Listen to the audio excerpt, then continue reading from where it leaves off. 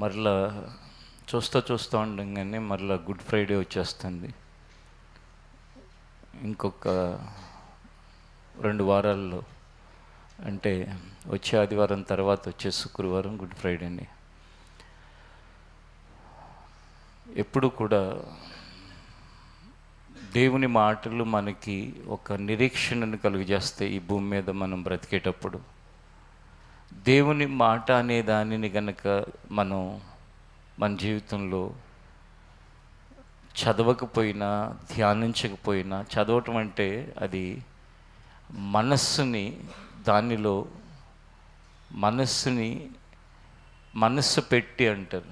మనస్సు పెట్టి చదవకపోయినా, ధ్యానించకపోయినా, వినకపోయినా అపవాది క్రియేట్ చేసేది ఏంటంటే, నిరీక్షణకు వ్యతిరేకమైంది ఏంటి? నిరాశ, నిస్పృహ. హోప్ అంటే ఏంటంటే, దేవుడు ఏ పరిస్థితుల్లో నుండి అయినా, ఏ సమస్యకైనా ఆయన జవాబు, అది హోప్. నిరాశ, నిస్పృహ అంటే ఏంటంటే, ఇక ఏమీ లేదు, ఇక నీ జీవితం ఇక అయిపోయింది, ఇంకా నువ్వెందుకు పనికిరావు, నువ్వేం సాధించలేవు, ఇంకా నీకు చావొక్కటే మిగిలింది. ఇలా నిరాశ, నిస్పృహలో తీసుకువెళ్ళటానికి లోకమంతా కూడా అపవాది వాడి దూతల ద్వారా మనుషుల్ని తొందర చేస్తూనే ఉంటాడు. ఆ నిరాశ, నిస్పృహలు, ఇక రేపేమీ లేదు అనేవాడు తప్ప మనుషుల్ని ఎవరు చంపుతారండి? మనుషులు చూస్తూ ఉండగా చంపేస్తున్నారు. ఏంటంటే ఇంకా రేపేమీ లేదు అని అనుకున్నప్పుడు ఏంటంటే చంపేసి జైలుకి వెళ్ళిపోతా, లేకపోతే ఇంకోటి. రేపేది లేదు అనే వరకు వచ్చిన వాడే ఆత్మహత్యకు పాల్పడుతూ ఉంటాడు. రేపేది లేదు అనుకున్నవాడే ఎంతకైనా తెగించేస్తాడు. ఇక వేరే థాట్ కానీ, ఇంకా వేరే ఆలోచనలు కానీ ఏముండవు. రేపేం లేదు అనుకున్నవాడు ఆ పాయింట్ వరకు తీసుకొచ్చేవాడు ఎవడనుకుంటున్నారు? అపవాది. ఇంకా చెప్పాలంటే అబద్ధికుడు అని అనుకోవచ్చు ఈ సందర్భంలో. ఎందుకంటే అన్ని అబద్ధాలే కదా చెప్పేది. కాబట్టి ఆ అబద్ధికుడు మనకి ప్రతిరోజు మన ఆలోచనల్ని పాడు చేసి, మన ఆలోచనలన్నిటినీ కన్ఫ్యూజ్ చేసేసి, మన ఆలోచనల ద్వారా మన డిస్టర్బ్ చేసి, ఇంతకుముందు చెప్పాను చూసారా, అలాంటి పరిస్థితులకు మనుషుల్ని తీసుకువెళ్తున్న ఆ విషయాల్లో దేవుణ్ణి ఎరిగిన మనమైన ఆ ఆలోచనలు మనలోకి ఎంటర్ అవగానే ఇది అబద్ధికుడు ఆలోచనలు తప్ప నా వెల్విషర్ ఆలోచన కాదు. వెల్విషర్ అంటే మన క్షేమాన్ని కోరే వాళ్ళ ఆలోచన కాదు అని వెంటనే గుర్తించాలి. ఎవరైతే తన ఆలోచనలను కూడా చెరపట్టి, అంటే ఏంటంటే దాన్ని గ్రహించి, ఈ ఆలోచన రైట్ కాదు, ఈ ఆలోచన సరికాదు, ఇది మంచిది కాదు అని తెలుసుకుంటారో వాళ్ళు చాలా చాలా క్షేమంగా ఉంటారు. కానీ ఆలోచన వచ్చిందే తడు, వెంటనే ఆ ఆలోచన ప్రకారం ప్రవర్తించే వాళ్ళు ఉంటారు చూసారా, వాళ్ళ వలన ఎన్ని నష్టాలు జరుగుతూ ఉంటాయంటే, కుటుంబాలు విచ్ఛిన్నమైపోతాయి, వ్యాపారాలు నాశనం అయిపోతాయి, ఉద్యోగాలు వదిలిపెట్టేస్తూ ఉంటారు. ఆలోచన వచ్చిన వెంటనే వాళ్ళు ఇది మంచి ఆలోచన, చెడు ఆలోచన, అసలు ఈ ఆలోచనకి ఎందుకు వస్తుంది అని ఆ హోల్డ్ చేసి, మన థాట్ ప్రాసెస్లో హోల్డ్ అనేది ఒక దాన్ని పెడితే చాలామంది అబద్ధికుడు, మోసగాడు, అపవాది యొక్క ఊరిలో, అంటే వాడి యొక్క ట్రాప్లో పడకుండా బాగుంటారు, జీవితాలు బాగుంటాయి. అందుకే ఈరోజు ప్రార్థనలు ఎంతమంది అయితే ఉన్నారో, మీ ఆలోచన వచ్చిన వెంటనే, కొన్నిసార్లు మాటల్లో కూడా ఒక మాట అందామని ఆలోచన వచ్చింది, ఈ మాట మాట్లాడొచ్చా, మాట్లాడకూడదు, ఈ మాట ద్వారా వాళ్ళకి ఎలాంటి అర్థం కలుగుతుంది. ఒకసారి ఒక భర్త తన భార్యని, నీది దరిద్రపు ముఖం. దరిద్ర ముఖం అనేది జనరల్గా పాత రోజుల్లో ఊరినే నువ్వు ఒక దరిద్ర ముఖం ఇలా అంటారు. అక్కడ పరిస్థితి ఏంటో తెలుసా, ఆమె ఫేస్ అంతా కూడా కొంచెం ఒక ప్రాబ్లం వలన అంతా ఒకలాగా చిన్న చిన్న కురుపు అంటే పొక్కులు లాంటివి అలా ఉండి దద్దురులుగా ఉంటుంది అన్నప్పుడు మొఖం అంతా. ఇంకా చూడండి, అతను అన్నది 10 సంవత్సరాల క్రితం. ఆ 10 సంవత్సరాల మైండ్ అంతా ఏమి రన్ అవుతుంది అనుకుంటున్నారు? నా ముఖం ఈయనకి నచ్చట్లేదు, నా ముఖం ఈయనకి ఇష్టం లేదు, నా ముఖం ఈయన అసలు ఏం చూడటానికి ఇతను సిద్ధంగా లేడు. 10 సంవత్సరాల తర్వాత పెద్ద గొడవ అయితే నేను కౌన్సిలింగ్ చేయటం కోసం నా దగ్గరికి వస్తే వాళ్ళు భార్యాభర్తలు, అమ్మ ఎందుకమ్మా అంతా నువ్వు బాధపడుతున్నావు? ఒకరోజు నాతో ఇతను ప్రార్థనకు వచ్చాడు నీ భర్త. వచ్చినప్పుడు అక్కడ నేను భోంచేస్తుంటే అన్న అక్కడ భోజనం చేసే ఆ టైంలో భోంచే బ్రదర్ అని ఆయన అంటే అక్కడ నా భార్య చేసిందో లేదో అని చెప్పి నా ముందే ఫోన్ చేసి నీకు తిన్నావా అని అడిగాడు కదా అప్పుడు అని అన్న. అంటే అన్న ఇదంతా పెద్ద యాక్టింగ్ అన్న, పెద్ద నటన, నీకు తెలియదన్నా, నీకేం తెలుసు, ఎప్పుడో నీ దగ్గర ఉంటాడు కాబట్టి నువ్వు అలా అనుకుంటున్నావు, పెద్ద నటన అన్నా. అంటే ఏంటమ్మా ఎందుకు అలా అంటున్నావు అంటే నన్ను దరిద్రం మొఖం అన్నాడు. చూడండి, అంటే ఏంటంటే ఆ దరిద్ర ముఖం అన్నాడు అనే విషయాన్ని ఫిక్స్ చేసాడు అపో అది మైండ్లో. అంటే నిన్ను దరిద్ర ముఖం అనుకుంటున్నాడు, నిన్ను తేడాగా చూస్తున్నాడు. నీ విషయమే అతనికి లోపల ఏ ప్రేమ లేదు. ఇక ఆ ప్రేమ లేదు అని మైండ్ ఫిక్స్ చేసేసిన తర్వాత నువ్వు తిన్నావా అన్నా నటనలాగానే ఉంటుంది. తర్వాత ఎప్పుడన్నా నువ్వు బాగున్నావు అన్నా ఎలా ఉంటుంది? నటనలాగా, అవసరం కోసం ఏదో ఇప్పుడు నన్ను మేనేజ్ చేయడానికి ఇలా చేస్తున్నాడు అని అనిపిస్తుంది. నువ్వు మంచిదానివన్నా అనిపిస్తుంది. అందుకే నోట్లో నుంచి మాట వచ్చేటప్పుడే ఈ మాట పలకదగుదునా, ఈ మాట ద్వారా ఏమవుతుంది అనే కాస్త ఆలోచన జీవితంలో దేవుణ్ణి ఎరిగిన వారిగా ఉంటే, ఒక్క భార్యాభర్తల విషయంలోనే కాదండి, వ్యాపారాలు, ఉద్యోగాల్లో, లేకపోతే చేతి పనుల్లో, లేక సేవలో, ఎక్కడైనా సరే ఎన్ని అపాయాలు తప్పించుకోవచ్చు అంటే చిన్న విషయమే కానీ ఇది చాలా పెద్ద ఇంపాక్ట్ని, ప్రభావాన్ని చూపిస్తుంది మనుషుల మీద. దానిలో మనం ఎవ్వరము పర్ఫెక్ట్ అయిపోయిన వాళ్ళం కాదు. నేను నా మాటల వలన ఎన్నో నష్టాలు పొంది ఉన్నాను ఇప్పటి వరకు, మీరు పొంది ఉంటారు. కొందరు జీవితంలో నష్టాలు జరుగుతున్నప్పుడు దేవుడు ఏదో ఒక సందర్భంలో చెప్తే దాన్ని ఆలకించి దాన్ని తీసుకుని మరింత నష్టం కలగకుండా చూసుకుంటారు. జ్ఞానం లేని వాళ్ళు ఏం చేస్తారంటే ఆ నష్టాలు జరుగుతున్నా ఇంకా ఇంకా ఇంకా మన గుంట మనమే తవ్వుకుంటున్నట్లు ఇంకా నష్టపోయి చివరికి నీకంటూ ఎవరు లేకుండా అయిపోతావు. ఎవరు లేకుండా అయిపోతారంటే ఎవరు ఉండరని కాదు, అందరూ ఉంటారు, కానీ నిజంగా నిన్నుగా ప్రేమించేవాళ్ళు లేకుండా అయిపోతారు. అందుకే అపవాది ఎప్పుడూ అబద్ధాలు చెప్తాడు. ఆ అబద్ధాలని పునాదిగా చేసుకుని బ్రతికితే జీవితం ఇబ్బందికరంగా ఉంటుంది. ఆ అపవాది అబద్ధాలను గుర్తించి నిరీక్షణతో బ్రతికితే జీవితం అద్భుతంగా ఉంటుంది. ఇంకొక విషయం దీని సందర్భంగా చెప్పి ఈరోజు ధ్యాన భాగంలోకి వెళ్తాను. ఏంటి చెప్పను, ఒకవేళ నిజంగానే ఎప్పుడన్నా ఎవరన్నా మన గురించి వాళ్ళు ఏదైనా తప్పు మాట్లాడారు, అబద్ధం కాదు నిజంగానే మాట్లాడారు అనుకోండి, వాళ్ళు తర్వాత కాలంలో వాళ్ళు మాట్లాడిన దానిని వాళ్ళు మార్చుకునే అవకాశం కూడా ఉంటుంది కదా. మరి మనం అప్పుడెప్పుడో మాట్లాడిన దాన్నే ఫిక్స్ చేసేసుకుని నా మీద వీళ్ళ అభిప్రాయం ఇదే, వీళ్ళు ఇలాగే అనుకుంటున్నారు, లేకపోతే వీళ్ళు ఇలాంటి వాళ్ళు అని మనం అలాగే ఎందుకు ఉండిపోవాలి చెప్పండి. ఒకవేళ వాళ్ళు మార్చుకోలేదు కానీ మార్చుకుంటారని మనం హోప్తో ఉన్నాం, సంతోషంగా ఎవరు ఉంటాం? మనం ఉంటాం. వాళ్ళు మార్చుకోకపోయినా మనకేం ప్రాబ్లం లేదు. ఇప్పుడు నేను ఇక్కడున్న ఈ 2 లైన్లో ఉన్నాళ్ళని నా చాలా వెల్ విషర్స్, నా శ్రేయోభిలాషులు, నేను కూర్చోమంటే కూర్చుంటాను, నుంచోమంటే నుంచుంటారు, నేనంటే చాలా ప్రేమ అభిమానం అని అనుకుంటున్నాను ఈ 6గురిని. ఒకవేళ నిజంగా లోపల లేదు కానీ నేను అనుకోవటాన్ని బట్టి నేను ఎలా ఉంటాను? సంతోషంగా, అసలు ఇక దానికి వెల కట్టలేం.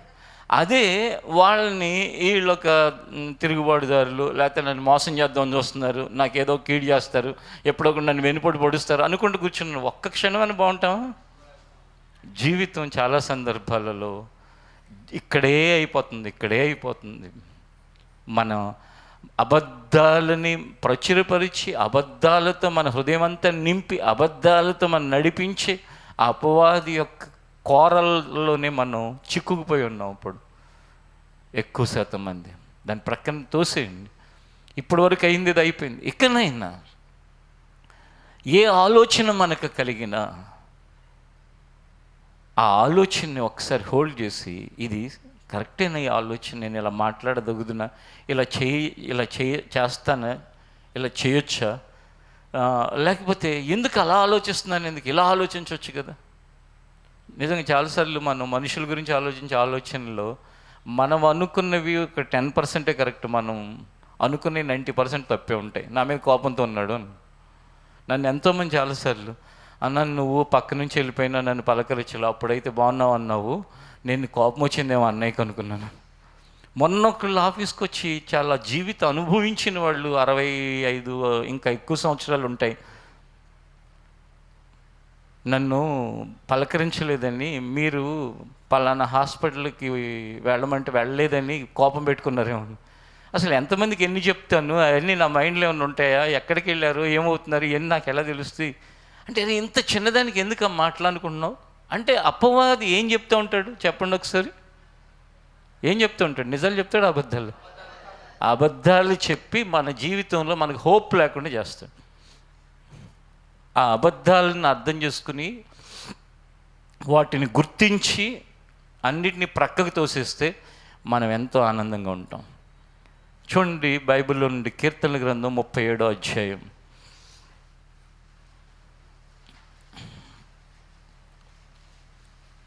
కీర్తనల గ్రంథం 37వ అధ్యాయం 24, 25 వచనాలని ఒకసారి మనం చదువుకుందాం. యెహోవా అతని చెయ్యి పట్టుకుని ఉన్నాడు గనుక, అతడు నేలను పడినను లేవలేక ఉండడు. నేను చిన్నవాడనై ఉంటిని, ఇప్పుడు ముసలివాడనై ఉన్నాను. అయినను నీతిమంతులు విడవబడటం గాని వారి సంతానము భిక్షమెత్తుట గాని నేను చూచి ఉండలేదు. అంటే ఇది ఎక్స్పీరియన్స్. ఇప్పుడు జనరల్గా చెప్పే విషయాలు కొన్ని ఉంటాయి, అనుభవంతో చెప్పే విషయాలు ఉంటాయి. ఇప్పుడు ఈ స్టేట్మెంట్ 25వ వచనంలో ఉన్న స్టేట్మెంట్ ఏంటి? జనరల్ స్టేట్మెంటా, ఎక్స్పీరియన్స్ స్టేట్మెంటా? Experience statement. ఇప్పుడు ఒక యజమాని దగ్గర నువ్వు పనిచేసి ఒక 25 సంవత్సరాలు, 30 సంవత్సరాలు, 40 సంవత్సరాలు, నీ తర్వాత వయసులో చిన్నవాళ్ళుగా ఉన్నవాళ్ళు, నెక్స్ట్ జనరేషన్లో ఉన్న వాళ్ళకి, ఇదిగో అబ్బాయి అక్కడ కనుక పనిచేసావంటే, నేను 40 సంవత్సరాలు పనిచేశాను, నన్ను, నా కుటుంబాన్ని, నా పిల్లల్ని, నా ఈ సర్వీస్ అంతా కూడా చాలా చక్కగా చూసుకున్నాను అని చెప్తే ఎలా ఉంటుంది? నీ వయసు వాడు ఒకడొచ్చి అది మంచిది, ఆ కంపెనీ బాగుంటుందంటే అది ఎలాంటి ఇంపాక్ట్ని క్రియేట్ చేస్తుంది? మన వయసు వాడు ఒకడు చెబితే అవునో కాదో, వీడేదో చెప్తున్నాడులే, వాడు ఎవడో తెలిసిన వాళ్ళేమో, ఒకే ప్రాంతం వాళ్ళేమో, ఒకే కులం వాళ్ళేమో, ఇలా 100 అనుమానాలు, 100 ఆలోచనలు. అదే ఆ అనుభవించిన వ్యక్తి చెప్తున్నాడు ఏమనంటే, నేను ఇన్ని సంవత్సరాలు అక్కడ చేశాను, అక్కడ పనిచేస్తున్న వాళ్ళందరినీ తన సొంత వాళ్ళలో చూసుకునే ఆ గొప్ప మనసు ఆ యజమానికి ఉంది అంటే. అలాగే ఈయన చెప్తున్నాడు. ఎవరా మాట చెప్తున్నారంటే కీర్తనాకారుడు, రాజు అయిన దావీదు చెప్తున్నాడు. దావీదు రాజుగారు ఒకప్పుడు గొర్రెల కాపరిగా అనుభవించింది చెప్తున్నాడు. ఒక్క వ్యక్తికి, రాజుగారికి అసిస్టెంట్గా పనిచేసింది చెప్తున్నాడు. ఇన్స్ట్రుమెంట్స్ని ప్లే చేసిన వ్యక్తిగా చెప్తున్నాడు. స్నేహం చేసిన వ్యక్తిగా చెప్తున్నాడు. రాజుగారి కొడుకుతో స్నేహం కూడా చేశాడు. ఆ స్నేహం చేసిన స్నేహితుడిగా చెప్తున్నాడు. బాధితుడిగా కూడా చెప్తున్నాడు. ఏంటి బాధితుడు? దావీదుని సౌలు చంపాలని తరిమితే ఒక బాధితుడుగా ఉండి చెప్తున్నాడు. తర్వాత ఏమయ్యాడు? రాజుగా ఉండి చెప్తున్నాడు.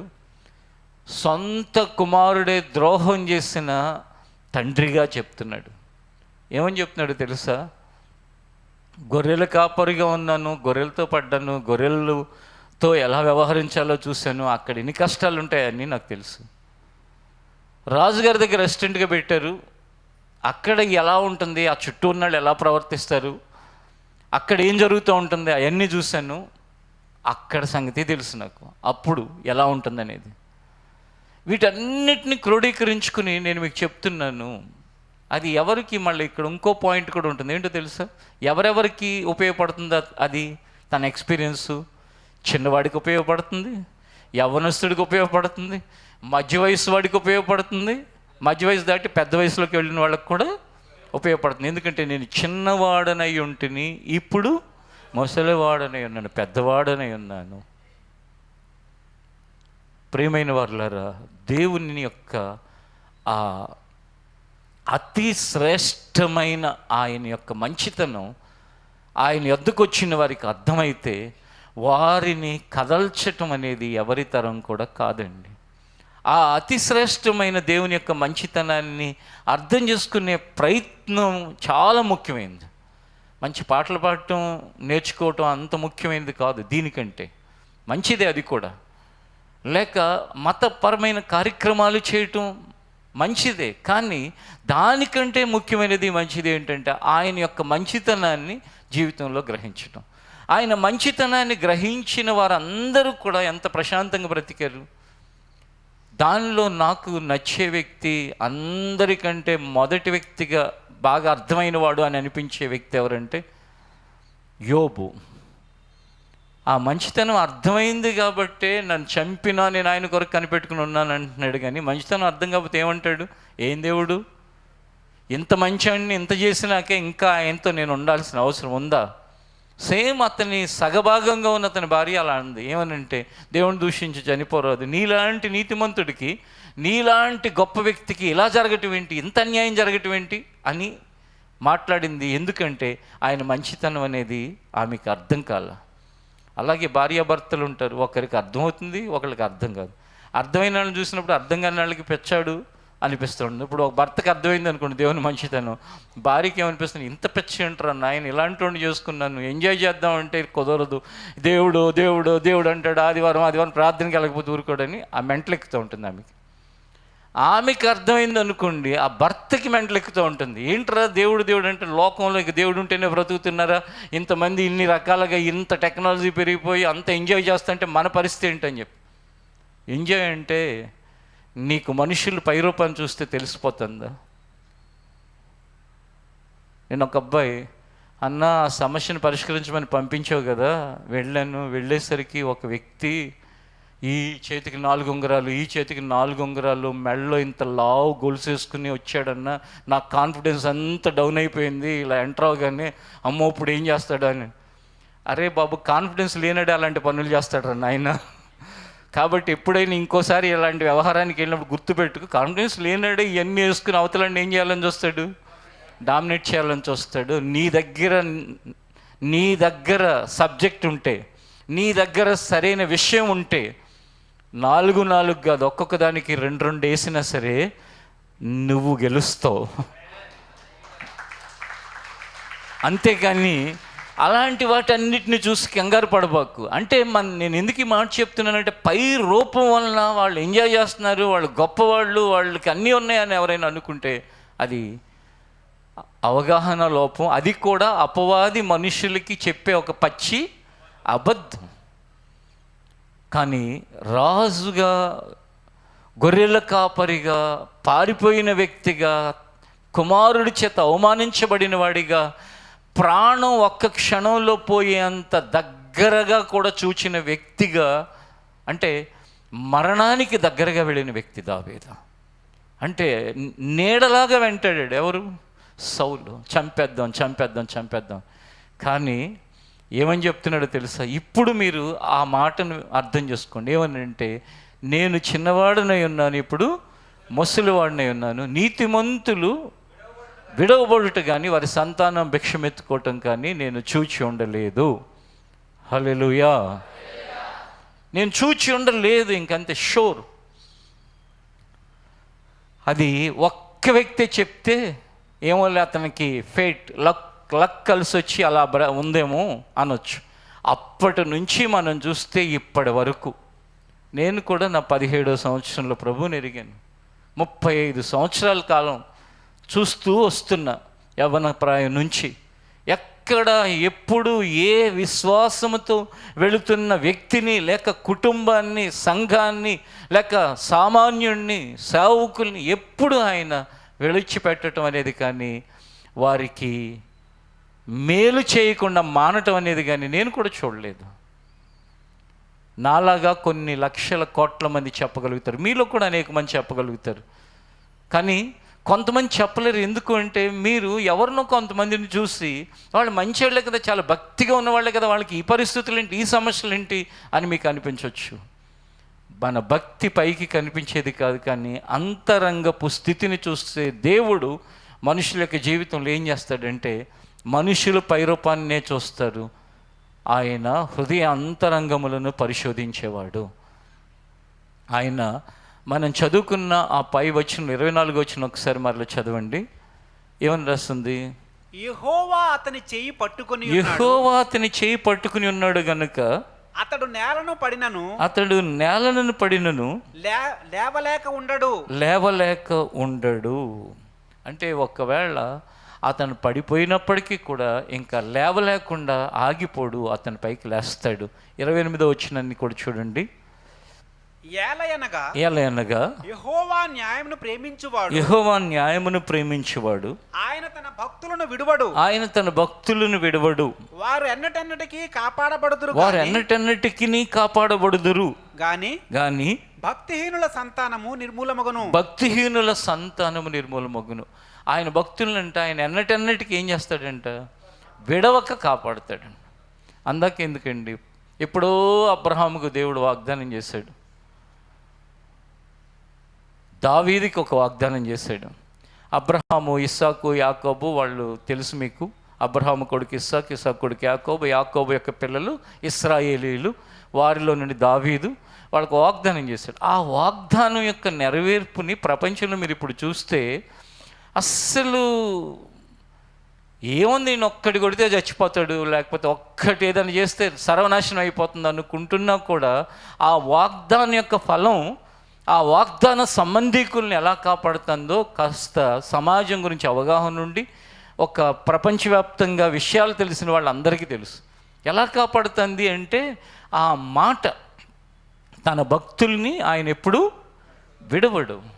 అంటే ఆయన ప్రజల్ని ఆయన ఎప్పుడు విడవక ఆయన కాపాడుకుంటూనే వస్తాడు. వాస్తవంగా చెప్పాలంటే కనుక ఆ ఒక్క మాట అనేదే గనక, వాగ్దానం అనేదే గనక లేకపోతే ఆయన ప్రజలనే వాళ్ళ భూమి మీద లేకుండా అయిపోయి ఉండేవాళ్ళు. అలాగే ఈరోజు యేసుక్రీస్తు ద్వారా రెస్ట్ ఆఫ్ ద వరల్డ్, మిగిలిన ప్రపంచంలో ఉన్న మనం ఆయన యొద్దకు వెళ్ళాం. ఒకప్పుడు మనకి దేవుడు తెలియదు. ఎవరి ద్వారా మనకి దేవుడు తెలిసాడు? యేసుక్రీస్తు ద్వారా తెలిసాడు. యెహోవా దేవుడిగా ఉండి యేసుక్రీస్తు రాకపూర్వం 2000 సంవత్సరాల క్రితం దేవుడు అంటే ఎవరికి మనకి తెలియదు మన దేశంలో. కానీ యేసుక్రీస్తు ద్వారా దేవుడు ఏం చేశాడో తెలుసా? ప్రపంచంలో ఉన్న సర్వ మానవాళికి కూడా దేవుణ్ణి ఆయన ఎగ్జిబిట్ చేశాడు, లేక తెలియపరిచాడు. వచ్చారు, తోమా వచ్చాడు ఈ దేశానికి, ఇంకా మిషనరీలు వచ్చారు. వచ్చి ఏం చెప్పారు? దేవుడు లోకమును ఎంతో ప్రేమించెను, కాగా తన అద్వితీయ కుమారునిగా పుట్టిన వాణ్ణి అందు విశ్వసించిన ప్రతివాని నశింపక నిత్యజీవం అనుగ్రహించినట్లుగా ఆయన మన కోసం ఈ ఏర్పాటంతా కూడా చేశాడు. మనం చాలాసార్లు నేనేమనుకుంటానంటే,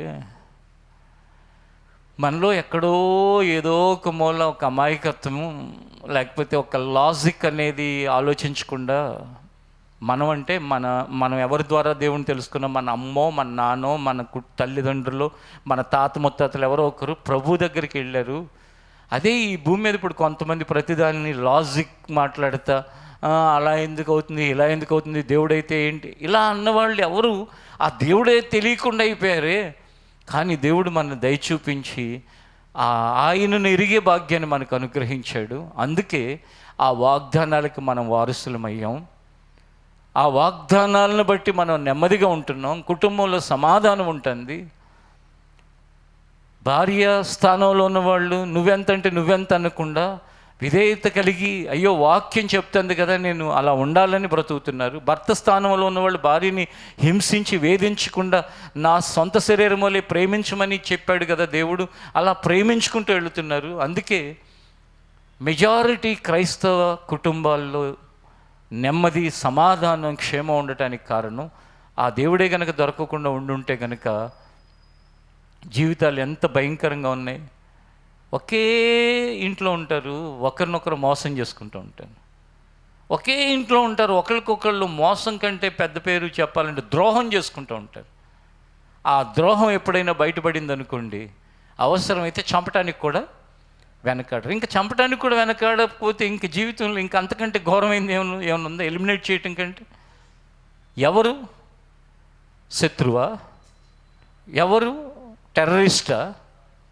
ఎవరు అంటే నీ శరీరంలో సగభాగం అనుకున్నవాడు నిన్ను చంపడానికి ప్రయత్నం చేసి చంపేసి, లేకపోతే నీ శరీరంలో సగభాగం అనుకున్నది నిన్ను చంపడానికి కుట్ర చేయటం. ఇంకా ఇది గనక ఆలోచిస్తే అసలు మానవ జన్మ మీదే ఏమొస్తుంది? విరక్తి పుడుతుంది.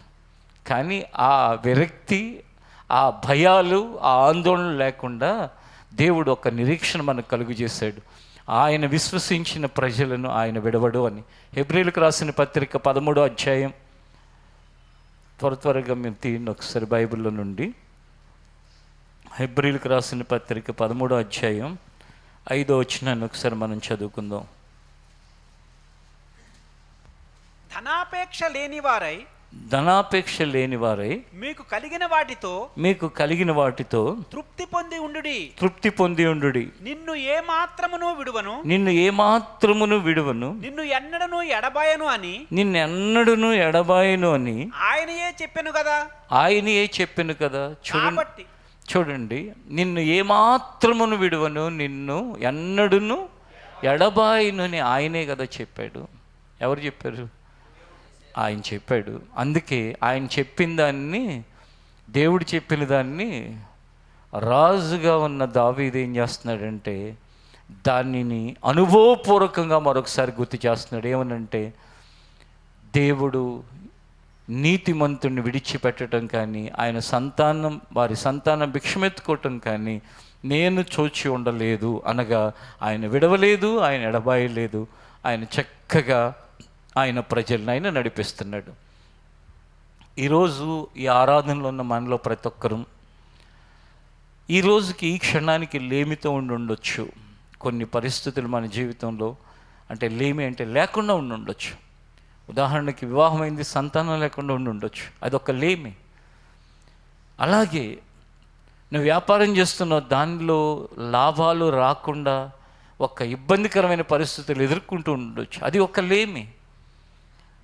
అలాగే జీవితంలో ఆరోగ్య సంబంధమైన విషయాలలో ఆ సరైన ఆరోగ్యం లేకపోవటం, అదొక లేమి.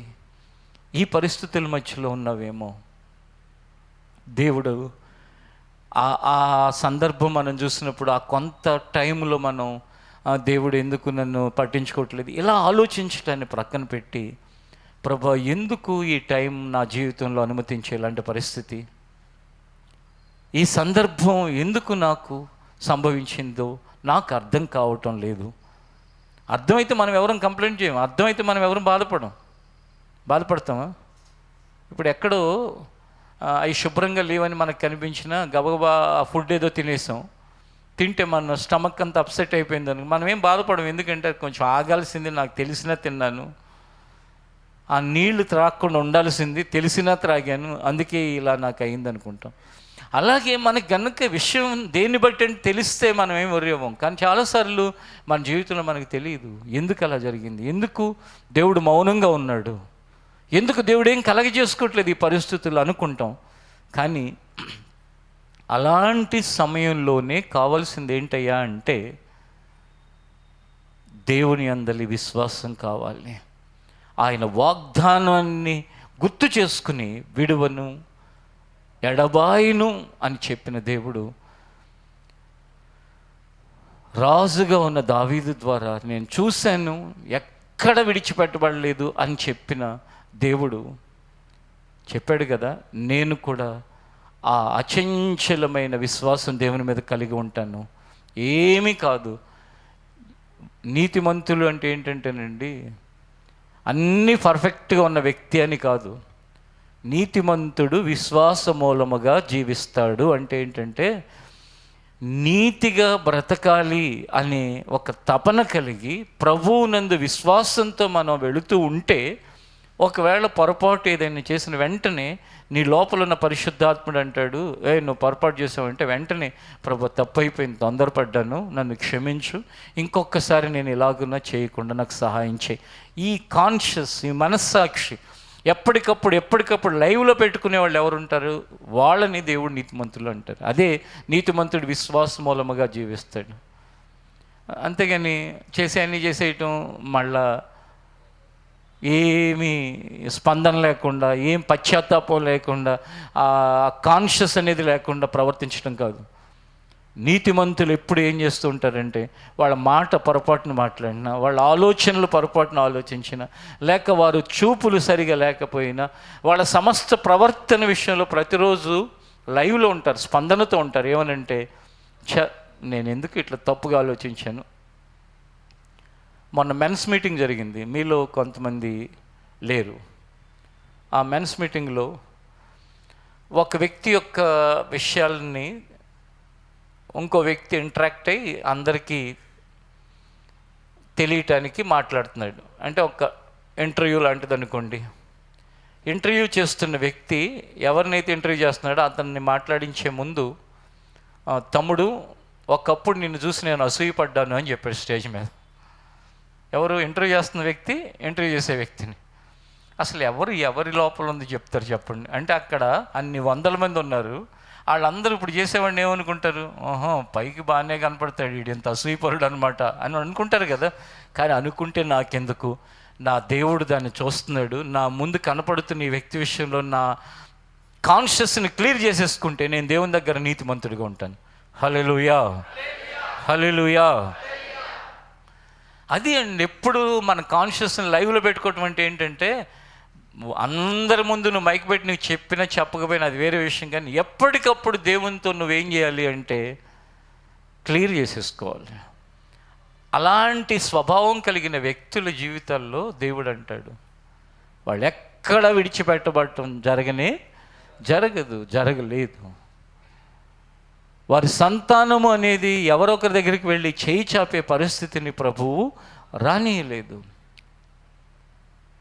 వారి జీవితంలో ఎప్పుడు ఎవరైనా ఏదైనా ఆపదలో ఉంటే వాళ్ళ యొక్క జీవితంలో ఏదో ఒక సహాయకరంగా ఉండే వాళ్ళగానే నీతిమంతుల్ని, వారి సంతానాన్ని దేవుడు చేస్తాడు. కానీ వాళ్ళని లేమిలోకి త్రోసివేసేవాడు అంతకంటే ఆయన కాదు. ఆయన మీలో ఎవరెవరు ఇంతకుముందు నేను చెప్పిన పరిస్థితుల్లో లేమిలో ఉన్నారో ప్రభు మిమ్మల్ని చూస్తూనే ఉన్నాడు. మీ పరిస్థితులన్నిటిని ఎరిగినవాడు. మీకు ఆయన చేయటం ఆయనకి ఇష్టమైన విషయమే, అంతేగాని ఆయన విడిచిపెట్టేవాడు కానే కాదు. రోమీయులకు రాసిన పత్రిక 8:28 అత్యంత శ్రేష్టమైన వాక్య భాగం. అనేక విషయాలకు, అనేక ప్రశ్నలకు, అనేక రకాలైన మన జీవిత స్థితిగతులకు అది సమాధానమైన వాక్య భాగాన్ని కూడా ఒకసారి మనం చూద్దాం. దేవుని ప్రేమించు వారికి అనగా ఆయన సంకల్పం చొప్పున పిలువబడిన వారికి మేలు కలుగుటకై సమస్తమును సమకూడి జరుగుచున్నవని ఎరుగుదుము. చూడండి, సమస్తము సమకూడి జరుగుచున్నవని ఎరుగుదుము అంటే దాని ముందు మాట మనకు అర్థం అవ్వాలి. సమస్తం జరుగుతున్నాయిలే, బాధలు కూడా, శ్రమలు కూడా, కష్టాలు కూడా అంటే ఆ ముందు ఏమని చెప్పబడిందంటే మేలు కలుగుటకై. అంటే మేలు కలగటానికి అన్నిటిని ఆయన సెట్ చేస్తా అంటే, ఇప్పుడు ఒక రాయి ఉంది, ఒక అద్భుతమైన శిల్పంగా మారాలని శిల్పకారి వెళ్ళి కొండ దగ్గర, రాతి దగ్గర, ఒక పెద్ద బండ దగ్గర కూర్చుని హోల్స్ వేసి దాంట్లో బ్లాస్టింగ్ కోసం మెటీరియల్ పెడుతున్నాడు అనుకోండి. ఆ రాయిని ఏదైతే ఆ బండ ఉంటుందో ఆ బండ మీద హోల్స్ వేసేటప్పుడు ఆ బండకే కనుక ప్రాణం ఉంటే అదేమనుకుంటుంది, ఎందుకురా నన్ను ఇంత చిత్రహింస చేస్తున్నావు, ఈ హోల్స్ ఏంటి, మిషనరీ తేటం ఏంటి, నన్ను ఎందుకు ఇంత బాధలు పెడుతున్నావు అని ఆ బండ అనుకుంటుంది. చూసేవాళ్ళందరూ పక్కళ్ళందరూ కూడా ఏమనుకుంటారంటే, వీడు ఇంత దుర్మార్గుడు ప్రశాంతంగా ఉన్న దాంట్లోకి వచ్చి ఈ పనులేంటి అని అనుకుంటాడు. అక్కడి నుంచి ఓ పెద్ద రాతిని తీసుకొచ్చి ఇంకొక ప్లేస్లో పెట్టి, ఏది ఆ కొండ దగ్గరికి వెళ్ళి బండలో నుంచి ఒక భాగాన్ని తీసుకొచ్చి ఇంకో ప్లేస్లో పెట్టి దాన్ని రోజు టపా టపా టపా టపా టపా టపా కొడుతుంటే తర్వాత ఏమవుతుందో తెలియని ప్రతివాడు ఏమనుకుంటాడంటే, ఇన్ని బాధలు పెట్టడం న్యాయమేనా, ఇన్ని సమస్యలు ఇంత ఇబ్బంది పెట్టడం న్యాయమేనా, అసలు మనసు ఎలా ఒప్పుతుంది అంటాడు. చివరికి అదొక పెద్ద అద్భుతమైన విగ్రహంగా మారి అందరూ చూసి సంతోషపడతా, అందరూ చూసి నమస్కారాలు చేసుకుంటూ, అందరూ చూసి ఆనందపడుతూ ఉంటే, అప్పుడు కొడితే కొట్టాడు కానీ, చేస్తే చేశాడు కానీ, అబ్బాబ్బాబ్బాబ్బా ఏమి చేశాడు రా నాయన, సూపర్గా ఉంది అంటారు. అంటే ఏంటి, సమస్తము సమకూడి చివరికి దేనికోసం జరిగింది, మేలు కలుగునట్లు. విశ్వాసంతో బ్రతికే భూమి మీద ఉన్న ప్రతి మనిషి జీవితం ఇలాగే జరుగుతుంది తప్ప దీనికి వేరుగా జరగదు. విశ్వాసము లేని వాళ్ళ గురించి అయితే అక్కడ గ్యారంటీ ఇవ్వలేదు, లేక దేవుని యందు నమ్మిక లేని వారి గురించి అక్కడ ఏమీ చెప్పబడలేదు. కానీ నమ్మిక ఉన్న ప్రతి ఒక్కరి విషయంలో, ఆయన ప్రేమించే ప్రతి ఒక్కరి విషయంలో, నీతిని అనుసరించి బ్రతకాలని తీర్మానం కలిగిన ప్రతి ఒక్కరి విషయంలో, ఆ నీతిని అనుసరించి నడవాలని, లేకపోతే ఈ ప్రభువుని వెంబడించడాన్ని ఎప్పుడో వదిలేస్తాం మనం. ఆ నీతి మార్గంలో మనం బ్రతకాలని, లేకపోతే ప్రభు దగ్గరికి ఎవరు వస్తారు? ప్రపంచంలో చాలామంది రకరకాలుగా వెళ్ళిపోతున్నారు.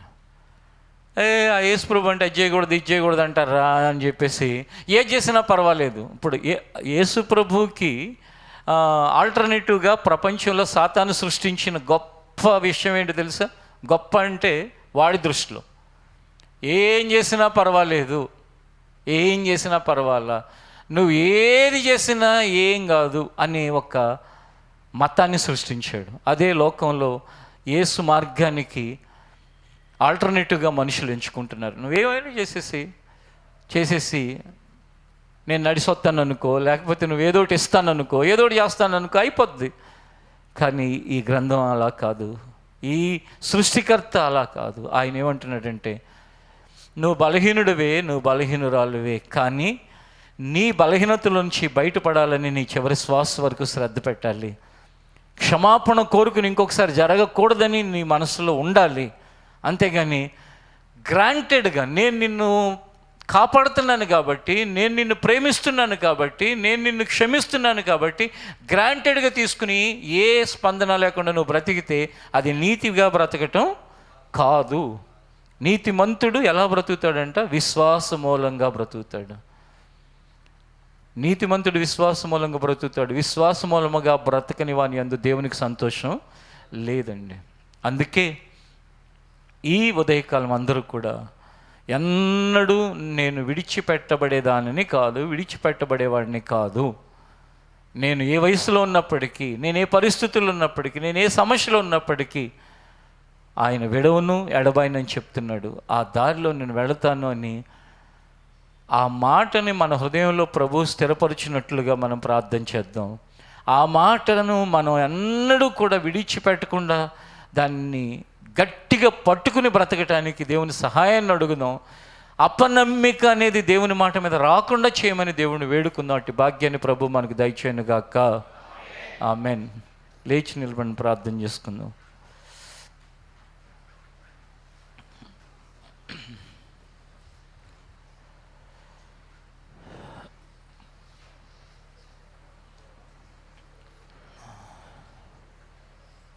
లేచి నిలిచిన ప్రతి ఒక్కరూ కూడా, ప్రభువా నీ మాటను నేను గట్టిగా పట్టుకుని ముందుకు సాగటానికి సహాయం చేయి. అపనమ్మకం రాకుండా సహాయం చేయి.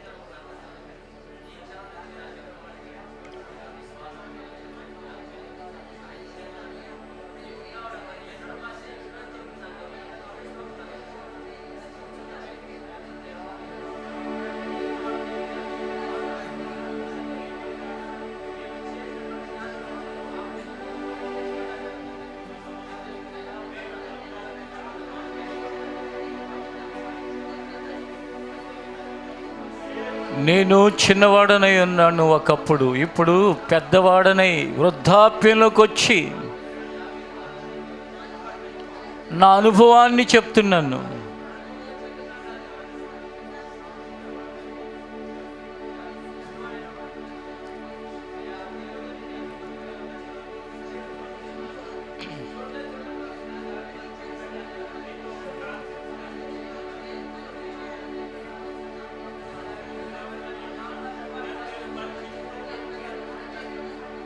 Amen, amen.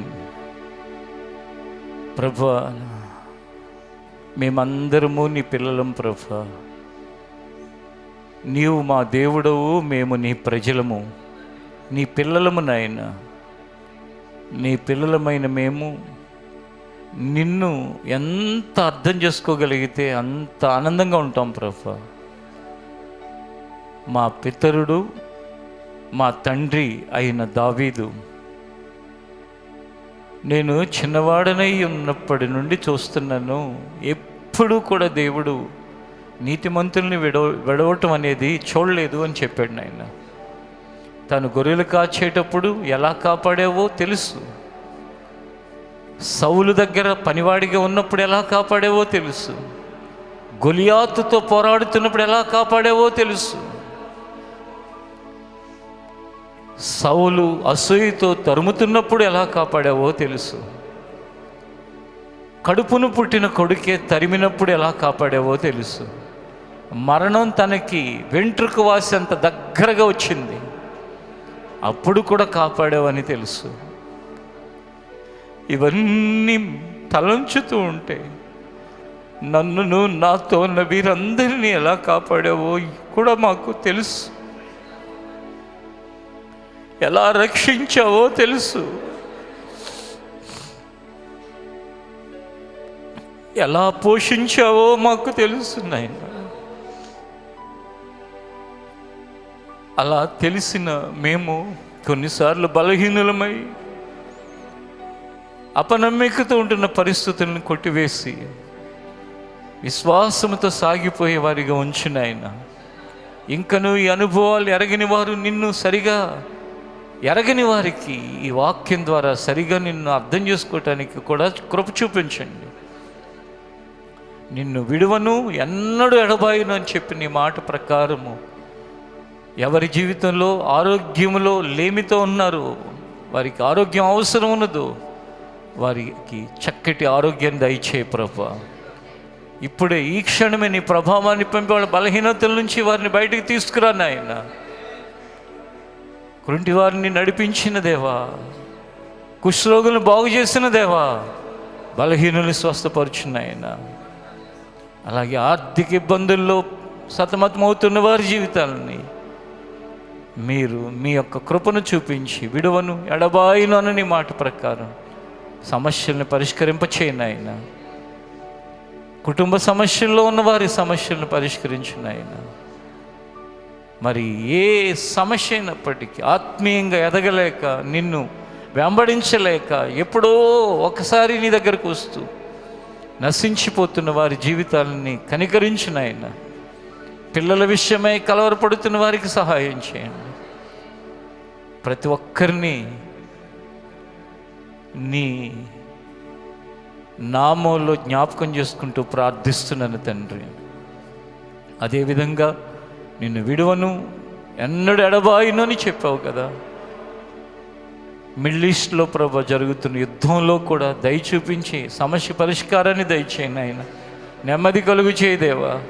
ఎలాంటి పరిస్థితుల్లో అయినప్పటికీ మానవ మేధస్సు ఇప్పుడే అది ఆగదు అని చెప్తున్నప్పటికీ మనుషులకు అసాధ్యమైనవి నీకు సాధ్యము కనుక ఖచ్చితంగా ప్రభా ప్రపంచమునకు నెమ్మది కలుగునట్లు ఆ యుద్ధమును ఆపండి తండ్రి. అద్భుతాన్ని చేయి తండ్రి. పరిస్థితుల్లో మార్పు కలుగు చేయండి ఆయన. నిశ్చయముగా గత రాత్రి ప్రార్థించాం, గత వారం ప్రార్థించాం, దాని ద్వారా ఎందరో ఇబ్బంది పడుతున్న పరిస్థితులు సహాయం చేయను ఆయన. నిశ్చయముగా నువ్వు మా మనవులు ఆలకిస్తున్న దేవుడవు, నిశ్చయముగా ఆ మనవులు నెరవేర్చే దేవుడవు నాయన.